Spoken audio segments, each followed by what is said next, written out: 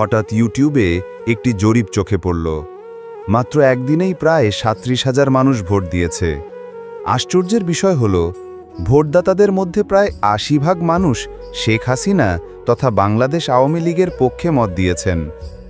এমন ফলাফল দেখে সহজেই অনুমান করা যায় কেন বিএনপি জামায়াত আর তাদের বিদেশি প্রভু দখলদার ইউনূসের মাথা ঠিক নেই।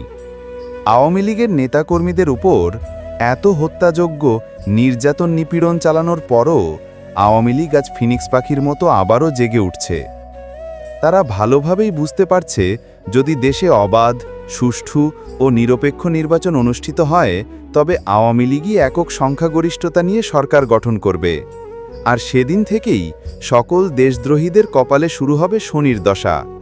তারা পালাতেও পারবে না, কারণ একদিকে ভারত, অন্যদিকে বঙ্গোপসাগর।